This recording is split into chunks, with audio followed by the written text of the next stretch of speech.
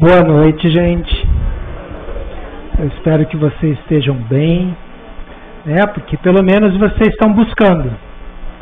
E quem busca, acha. Esse é o tema de hoje, né?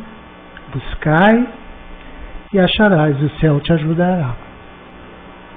Então, esse primeiro passo, ele foi pensar um pouco sobre quem nós somos, né? Por que as coisas são assim? Será que o que eu sou, eu enxergo, eu vou lá na frente do espelho, vejo eu tenho uma mão, eu tenho uma cabeça, eu posso ficar doente, eu tenho uma barriga, eu estou com fome. Esse sou eu?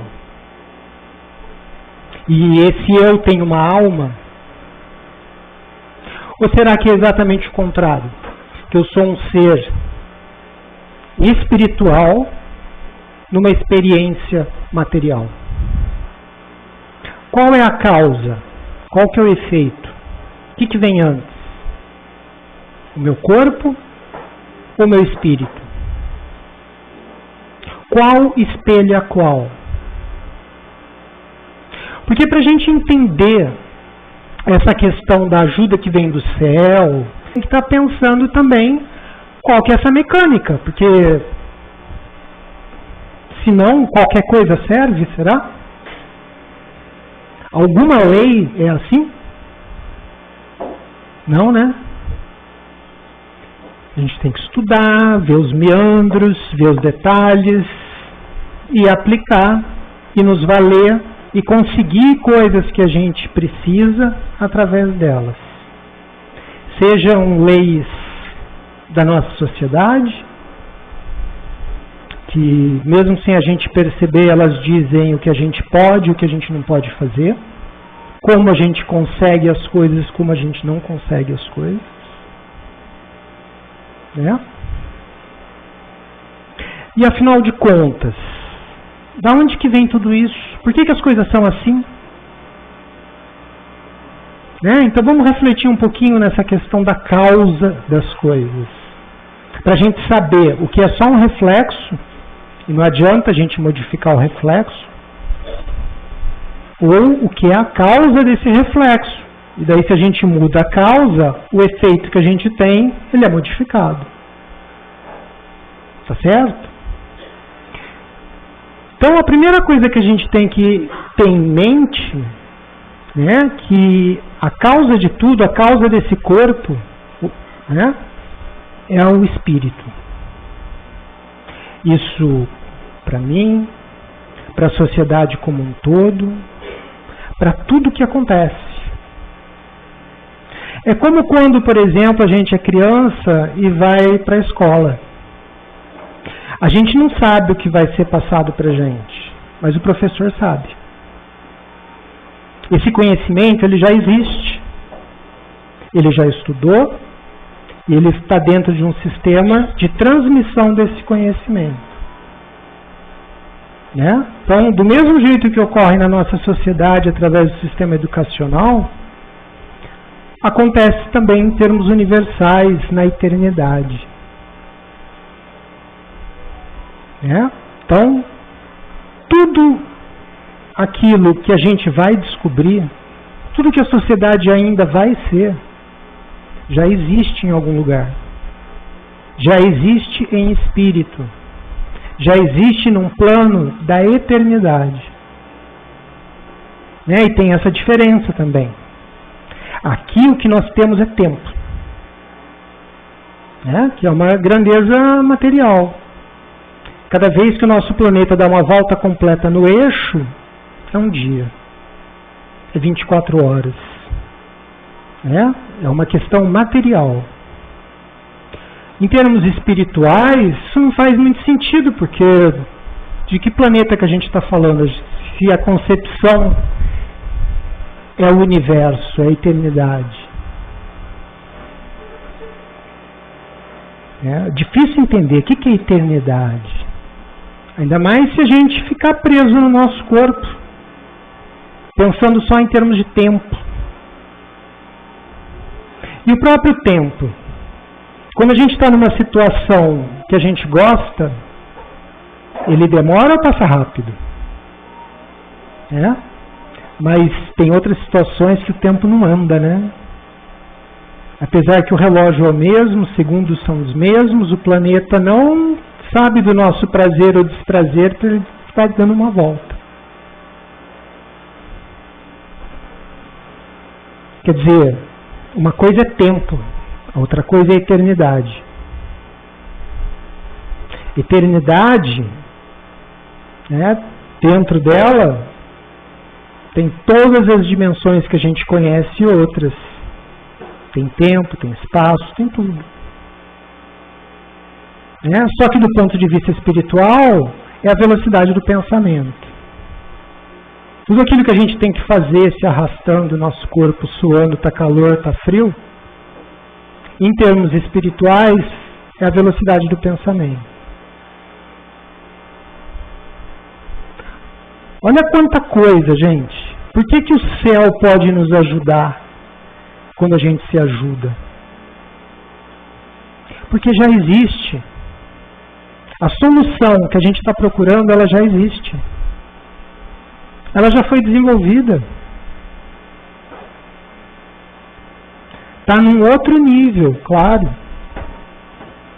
Porque Deus, na sua infinita bondade e sabedoria, Ele dá um problema para a gente do tamanho da nossa capacidade. Então a aula de matemática para uma criança não é a mesma que para um universitário. E se a gente, que vamos combinar, nem sempre é muito bonzinho, a gente tem esse discernimento, imagina Deus. Imagina Deus. Ele dá tudo segundo a nossa necessidade. Mas a nossa necessidade real. Não é que nem a criancinha que quer comer 1 quilo de sorvete sem saber que ela vai morrer se ela for comer 1 quilo de sorvete. E o pai e a mãe não vão dar e não vão deixar dar, por mais birra que faça. E Deus não nos vai dar aquilo que vai nos fazer mal. Mesmo que a gente ache que mereça, que a gente deva, que a gente possa. Porque tudo tem consequência, também no plano espiritual. O Vitor estava explicando, da onde que a gente veio, dos mundos primitivos, lembra? Ele falou que no início, a gente vivia em caverna, se cobria de pelo de bicho, estava com fome o tempo todo, porque comida não era fácil de arrumar, Estava sempre com frio, fome, medo, sede. Tudo muito difícil, tudo muito difícil. Daí nessa época a gente morria de velhice com 20 anos, desdentado, Não conseguia mais comer porque perdia os dentes. Imagina que horror. E isso demorou muito tempo, para vir evoluindo devagarzinho, devagarzinho, devagarzinho, porque quando a gente tem pouco conhecimento, por mais que dobre o conhecimento que a gente tem, a gente continua tendo muito pouco. Então imagina, por exemplo, aqui no Brasil, na metade do século passado, até 1940, 1950, a longevidade média do brasileiro era de 40 anos. A gente morria em média com 40 anos. Imagina, eu já estava na segunda encarnação agora, dentro da mesma. E olha só as coisas, você começa a pensar nesse mundo de caverna, de bicho, de caça, de fome, de frio, de medo, e olha em volta. A gente reclama de segurança hoje em dia, porque a gente tem tanta informação que a gente começa a pensar em todas as coisas que podem acontecer com a gente, Mas o fato é que se a gente não tivesse essa informação, a gente ia ter que ficar cuidando o tempo todo se não via vir um bicho tentando caçar a gente, se não via vir outra tribo querer atacar a gente por um motivo ou outro. Já pensou? Naquela época, como que se tinha filhos? Como que era o casamento? Né? Porque a reprodução continuou. Imagina o horror que era aquilo. Hoje a gente tem leis. Onde será que a gente tirou essa ideia de ter lei?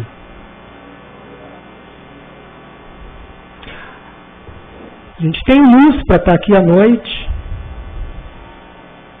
Muita gente veio de outra cidade para cá. Imagina se isso era possível. Né? Olha só o pelo de bicho que eu estou usando. Não fui eu que fiz, não fui eu que cacei. Né? Por mais individualista que a gente acha que é a nossa sociedade, olha o nível de solidariedade, no sentido de que todas as coisas que a gente usa e faz tem a ver com outras pessoas. A gente acha que é cada um por si. Não é? E se a gente começa a agir muito dessa forma do cada um por si, o que acontece? A gente está sozinho contra um monte de inimigo. Agora, se a gente pensa, planta e trabalha pensando que eu vivo numa sociedade cooperativa, olha quantas pessoas estão do meu lado, facilitando meu modo de viver. E tudo isso, mesmo naquela época que a gente vivia em caverna, com pelo de bicho e fome, já existia. E já existia coisas muito mais que a gente não consegue nem imaginar. Do mesmo jeito que há 100, 200 anos atrás, 100 não, agora já pode colocar um pouquinho mais, 150 anos atrás, imagina pensar, né, num negócio de ferro de toneladas carregando 300 pessoas de um continente para o outro pelo ar.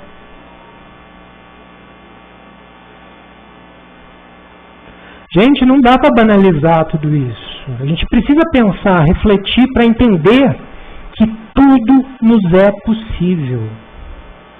Tudo já existe. A gente só precisa acessar.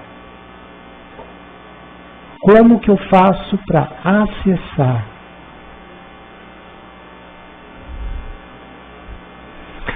E aí o Vitor falou da lei do trabalho. Lembra? O que é trabalho? Vamos pensar na origem dessa palavra, né? Da origem da atividade. Sabe, trabalho, quando a gente ainda era bem primitivo, que a gente se divertia com a desgraça alheia, não ligava se uma pessoa morria, se não morria, já foi atividade exclusiva de escravo. O nosso sistema já foi escravagista, assim, de uma forma geral. Se a gente for para a antiguidade, não é só uma questão de raça, não. Era como se produzia. Era através de escravos. E a gente se libertou disso há pouco tempo, e em termos de preconceito, nem isso ainda. E se por um lado a gente pode ter esse autoconhecimento dos nossos defeitos, ao mesmo tempo que a gente faz esse raciocínio, a gente percebe o tamanho das nossas potencialidades. O quanto a vida pode ser melhor. Jesus ensinou, faz para o outro aquilo que você desejaria para você. Já pensou em viver numa sociedade com essa lei?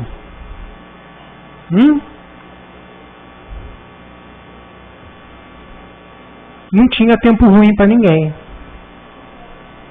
Né? Porque enquanto um está por baixo, outro está por cima, e todo mundo se ajuda.